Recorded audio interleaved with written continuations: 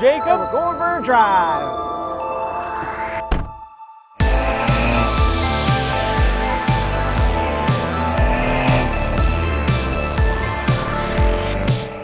'23 Porsche 911. Carrera T, manual transmission, no official launch control.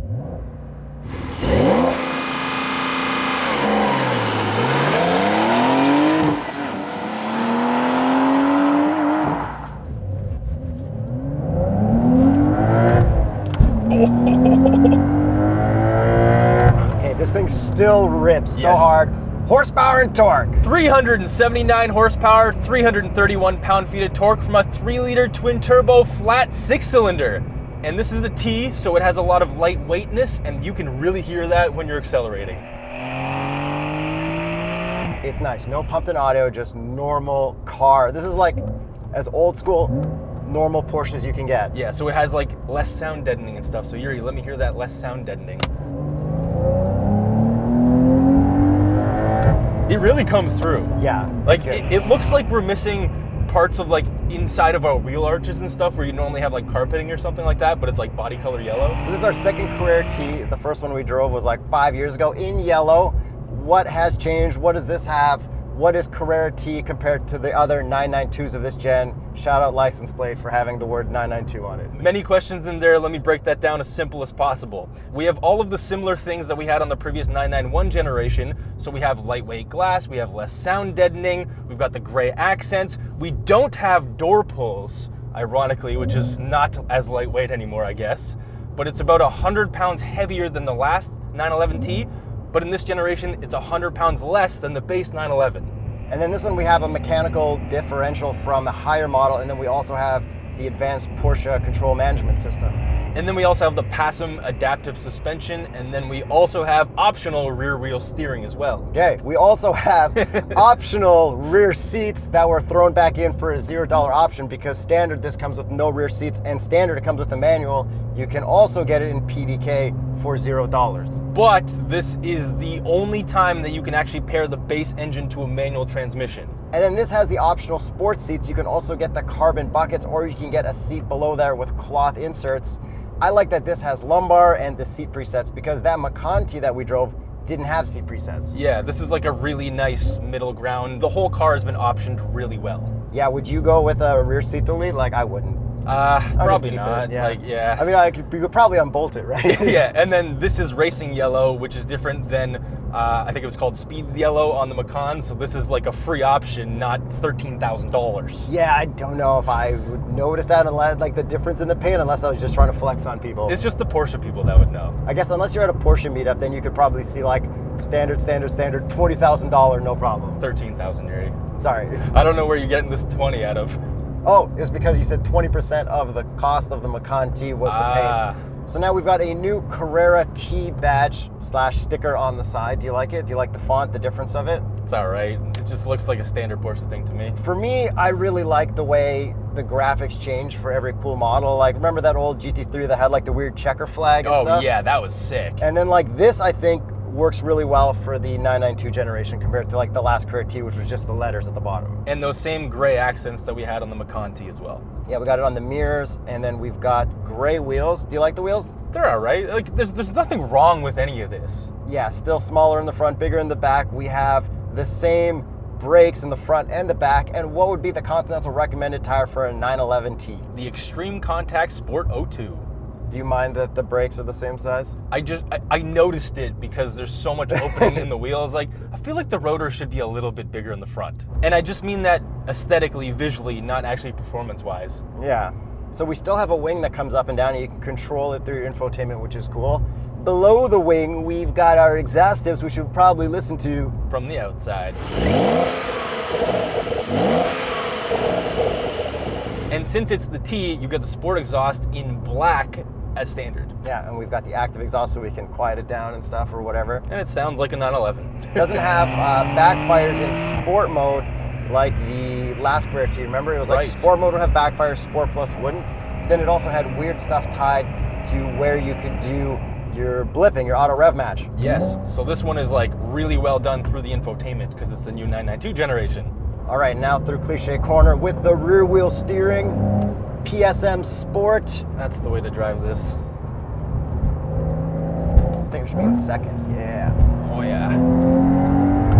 Oh baby. Still a 911. This is great. Use your words, Yuri. Is the gearing too long? I mean, it's a little bit long, but it's also like, I don't know, it's not that fast of a car. It's not naturally aspirated, so like, I don't mind it as much. I think, yeah, I would like a slower 911, like if it was more Miata-ish, but I understand that that is not a realistic thing they can sell. No, God, no. But like Jacob always says, it's still, insert the car we're driving here. I mean, it is. This is definitely still a Macan, but still a Macan, still rips. But, I mean, it still handles like a Porsche. And Jacob's turn to drive. Right on! Right on! Yuri copies me with the weird voice. So I've jammed my knee on that key twice. Oh, the key? The little key turning thing, yeah. Oh, really? Trying to get out. Like if I get out while the car's running, because then the seat doesn't move back. That's Weird. one thing I do not like about the seating position of this. I've almost hit it on the actual steering column adjustment. Launch control-ish.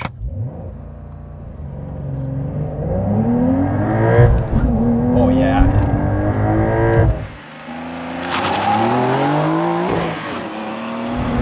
Oh, such a good car to drive. This transmission, it's amazing. Like 7-speed, yes, there's an extra ratio there for the 7th speed, but it's like they could have tightened it up a little bit more with first, second, third, but man, does this thing ever still rip. The engine does not feel like it's a base engine. We have 9 more horsepower than we had in the previous 911T, but also 100 extra pounds, so it's like kind of whatever. Like with other cars, we compare the transmission good, bad, M2 Supra, the Z, but Porsche's always good transmissions. Yeah, this is incredible. And through here, it just feels so flat. Like the suspension is set up so well, and it's so neutral. Like, yes, it's a rear engine car, but it doesn't feel like you're like swinging the back end around unless you like really try and really want to. It's so planted, and like you feel the Porsche build quality, and I say that every time in a Porsche, but it just feels so solid. There's no weird rattles. There's nothing weird about it. You go through corners, you don't like hear anything other than what they want you to hear, which is all the extra little pebbles and stuff from the lack of sound deadening. I am stoked on the lack of sound deadening. It's cool, and then because this is a T, we get the GT steering wheel, so we have our drive mode indicator on the steering wheel, so we have wet, normal, sport, sport plus, and individual, but we don't have the boost button in the middle. I guess because it's the base engine. The boost button is my foot in the shifter. Yeah, but I guess maybe you'd get it on the PDK? Probably. Like I feel like manuals don't have that. Yeah, I guess you're right, yeah. I didn't even think about that. So how did you feel about the rear wheel steering through Cliche Corner? Do you like having that extra option or not? I mean, I honestly didn't really notice it through Cliche, but I noticed it in like parking lots and stuff. I noticed it like right away. I took a quick turn while I was just driving around. I'm like, oh, rear wheel steering. And I'm like, I don't know if I want that. And it's like, It is just nice to have. I did a couple of U-turns where it said no left turn. So I went 50 feet ahead and did a U-turn because there's no U-turn sign. And it came in handy actually making that twice. So if you're dailying this, it is convenient, and in terms of dailying this, we also have optional nose lift, which also makes sense. If you're gonna option those two things for like a daily, it makes perfect sense. Yeah, I feel like this car's not like that low to need it, but it's like, yeah, whatever. And it's all hard buttons here for this stuff, which is great. And then to control like your auto blip, you just click the little car and boom, all your stuff is right there. No blind spot monitoring, which was like, I'm not used to that. I like having that little beep in a new car. Yeah. In my head, I'm like, it'll tell me. I don't even pay attention to any of that stuff ever.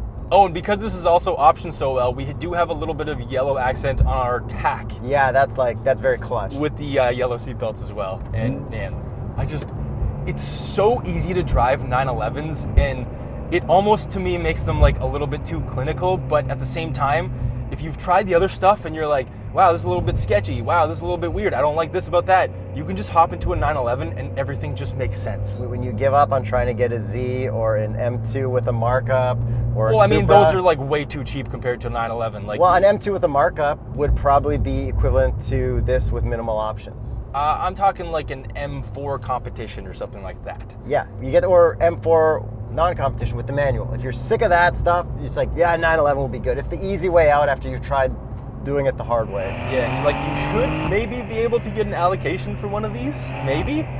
I have no idea, but this is like the slowest manual transmission, so hopefully. Yeah, Porsche, let's allow people into the brand with such a great car. Maybe they do. Yeah, and then the seating position is also so great. 911s all the time, like you just feel like you're so low, but there's still great visibility. So nice that there's like no need for a head-up display in this. Yes. And I still love the digital speed below the analog tack and the gear shift Very clear. thing. And then we also have gear shift assist on the pod on the right. Yeah, which is nice. But like every other Porsche of this generation, it's hard to see those two pods on the right, which is why I didn't realize I was short on gas for a while. Yes. And if you want a Porsche of this generation or the previous generation, go to tsp.truecar.com. Yes, people have bought Porsche 911s through that link. I prefer the gauge cluster and everything from the last generation, 991.2. So do I. I kind of prefer a lot from that gen. Like, Yeah. Well, speaking of generations, the 992.2 is probably going to come because the last time we drove the 911T, the new generation was like right around the corner. So the rumor is that 2024 or maybe even 2025 is the 992.2. Yeah, whatever. Yeah, but like there's also rumors of how they're going to end this generation with like a GT2 RS or maybe a GT2 or like a ST or something like that. And by the time this video's out, maybe one of those is already announced. I bet you the rich people are stoked for that. Oh yeah. and all the not rich people, you can live through us. Yeah, anyone on Spike's car radio. Yeah, if you're a guest on Spike's Car Radio, you will love the new Porsches that are coming out. Yes. And then with the gauge cluster, you can also click reduced so you don't have to see all the pods. Yeah, which is great. Sometimes. Like, I don't know. I just like the gear shift assist. It's really nice. And then I just thought of something. If you don't delete the rear seats, or if you do delete the rear seats and you don't have yellow seatbelts in the back, You just paid extra for yellow seatbelts. yo, you got free seatbelts. Yeah. How are you going to turn that down? I was thinking of putting my child seat back there, but it's still rear facing, so I'm like, no way. Yeah, you probably don't want to do that. And since this is a 911, yes, the engine is in the back, but we do have front storage space in the front. Yes. Box test. What's going on?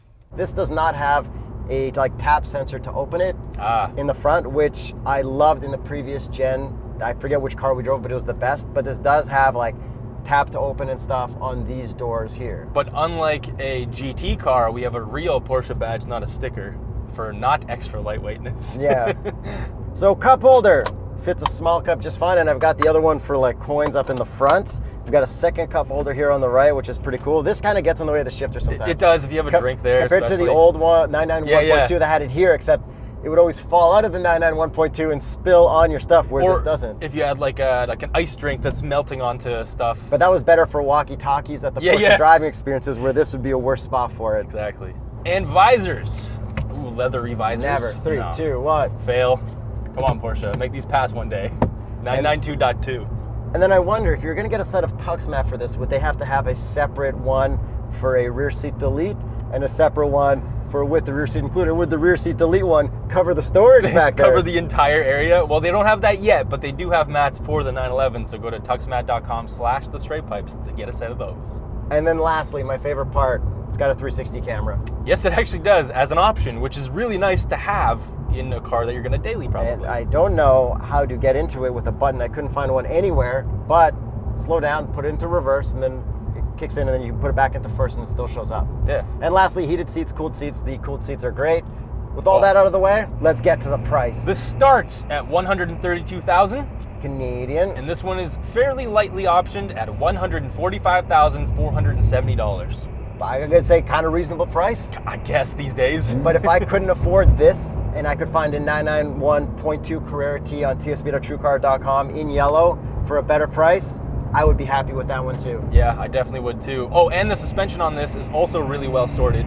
You can have it in sport mode, you can have it in normal mode. It is adaptive, and there is a difference between them, but you could daily this in sport mode and not really have any issues at all.